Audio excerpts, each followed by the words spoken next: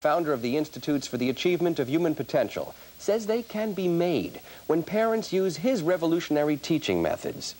These methods result in accomplished musicians, mathematicians, and college scholars who are as young as 5 years old. Now, Glenn calls these super kids Renaissance children and believes that every child has a higher potential at birth than Leonardo da Vinci ever developed. Find out how to multiply your baby's intelligence. That's next on People Are Talking.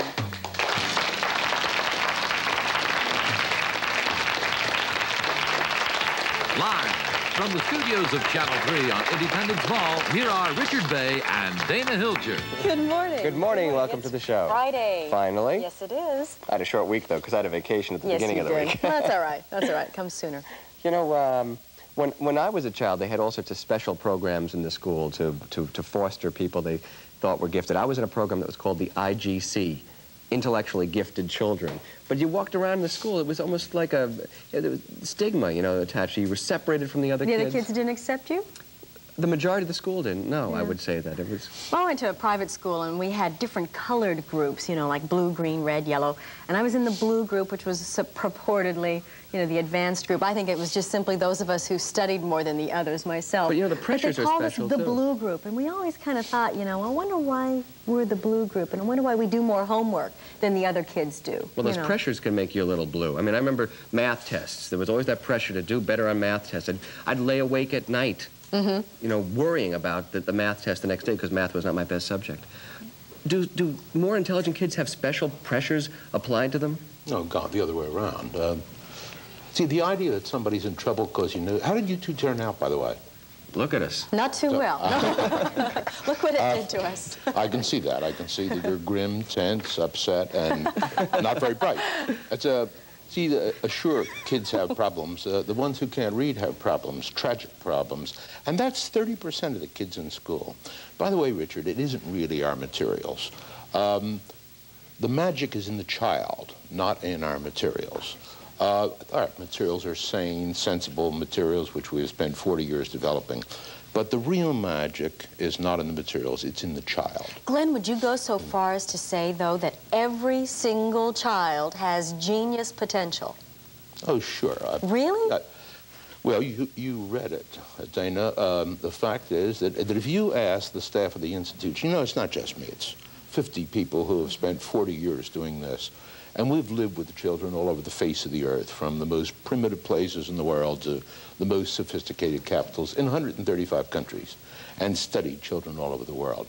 And the truth of the matter is, all tiny children, you know, Bucky Fuller, who was a good friend of ours, said over and over again that all children are born geniuses, and that we spend the first 6 years of our lives de-geniusing them. What we've learned in our lives, if you want me to get it into a paragraph, it is that all children born at the instant of birth have a higher potential intelligence than Leonardo da Vinci ever used. And when we say all, we mean all. What about genetics? There's a raging debate in the scientific community about nature versus nurture. Are you saying that genetics don't matter? That's always been it. Sure, genetics matter tremendously. I'll tell you what matters. We have the genes of Homo sapiens. All of us, all of us, all of us, all of us. You know, do you remember when the guy proposed the sperm bank, that geniuses should donate sperm? All the Nobel Peace Prize winners. Oh, yes, that's on. Shockley did that. As it happened, the morning after that, I was on a TV show, and the host said to me, "You must hate Shockley with the gene bank." And I said, "Gee, it's interesting that you should mention that, because last night, Katie and I had dinner with Linus Pauling and Mrs. Pauling, the only guy in history that ever owned 2 Nobel Prizes all by himself." And I asked him about it. And he said, "Well, I think I like the old-fashioned way." I said, "Golly, you'll be giving 2 donations, won't you? Because you've got 2 Nobel Prizes." And he said, "I think the old-fashioned way is the best." See, given the genes of Homo sapiens, obviously the genes in your body and the genes in my body are the genes of Homo sapiens, the genes of people. We are missing our environmental ceiling by so much that if there is any genetic difference in us beyond the color of our skin or curly hair or not, if there is any, We'll have to wait till we're reaching our environmental ceiling before that'll come into play. Now, you don't prefer the term super babies or geniuses. No. You'd rather call them Renaissance children. Sure. Why? Because that's what they are. See, super baby, that's media hype. Newsweek invented that. It implies better than everybody else. Better than everybody else. More capable, yeah. Better, no. These children are Renaissance children. Later on, you're going to meet Micah Sherman and Marc-Mihai, Dimancescu. My ambition in life is to grow up to be like them. They're 8 or 9 children. or something. Yeah. Superb children. They play the violin. I can't carry a tune. They each speak a foreign tongue fluently. I can't utter a literate sentence in French. They both do Olympic routines. They both ride horses. You're going to hear them play the violin today. My ambition is to grow up to be like that. Do they offer a better hope for the world? You bet. You bet, Richard. The only hope for the world. You know, the world is reasonably insane. Just read the front page of any newspaper or see the first 5 minutes of any newscast, and it's a story of hatred, violence, idiocy, corruption.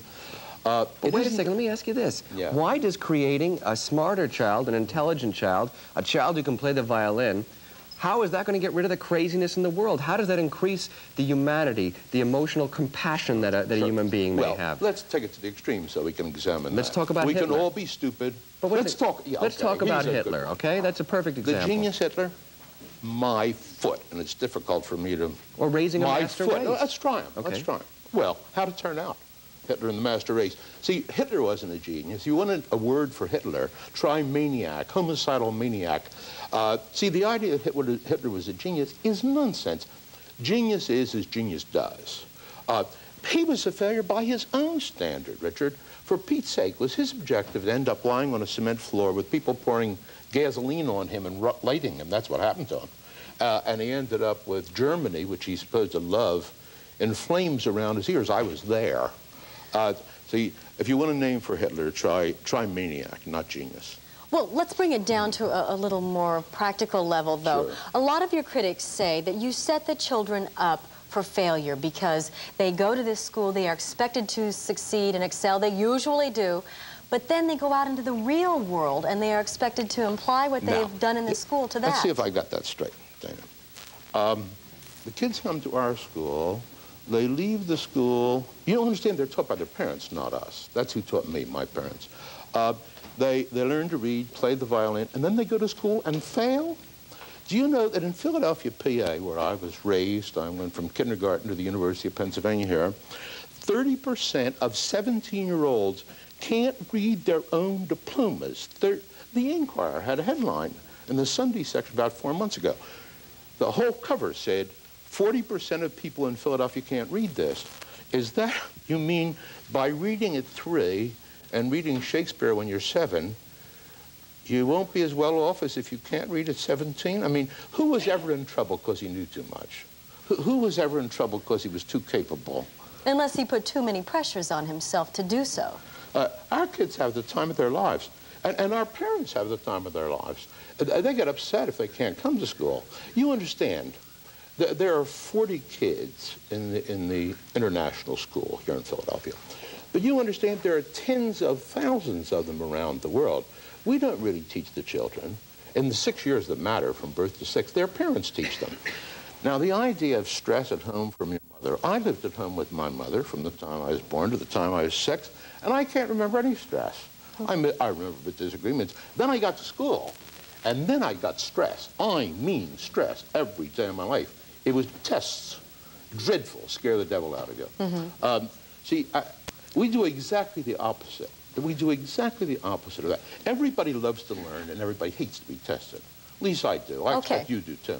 All right, well, let's take a look at two of your children, two of your students. Would you like to introduce them? Sure. I've already mentioned them. And my ambition in life is to grow up to be the way these two gents are. Micah Sherman and Marc-Mihai Dimancescu. They're 8 or 9, as I remember, and I think they're going to play some Vivaldi for us. Okay, here they go.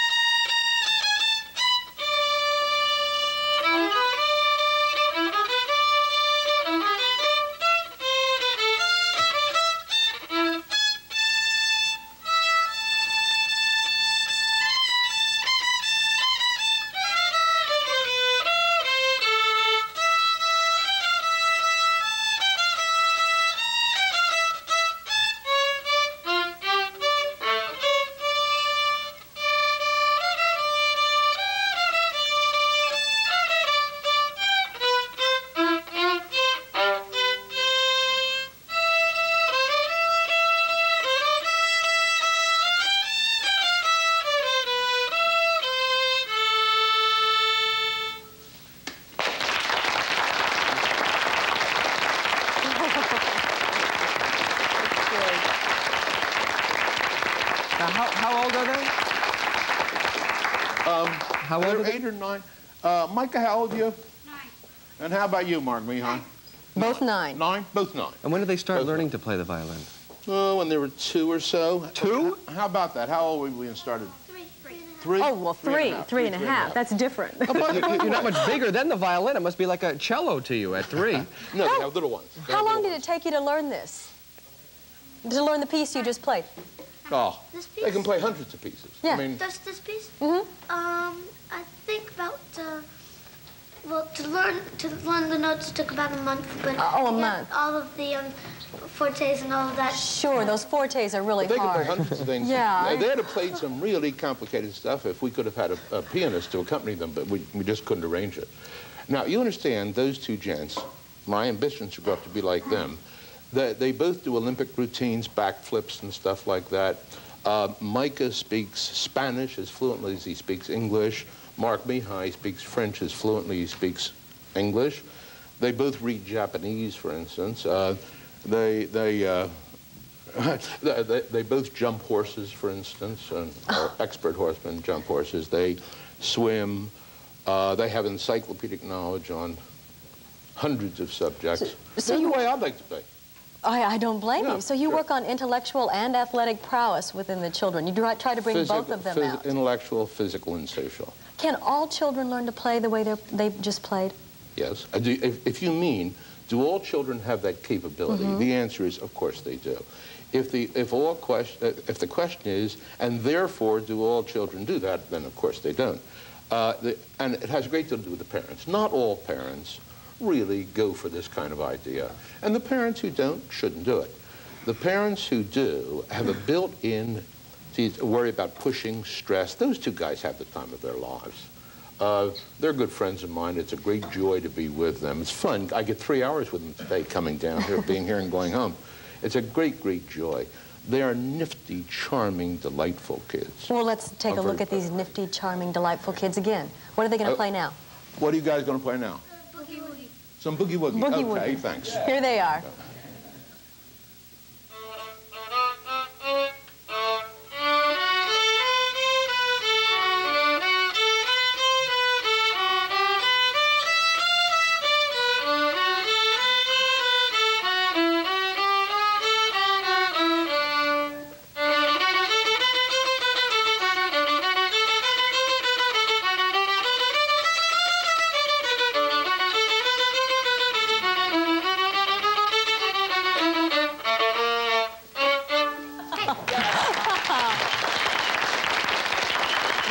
Very good.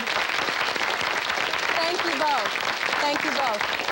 When we come back, we will introduce you to some very satisfied customers of the Doman Institute. They're 2 sets of parents, including parents of a 22-month-old who can add, subtract, and divide, a 22-month-old, and a 3-year-old who can jog a mile. Don't go away. We'll be right back.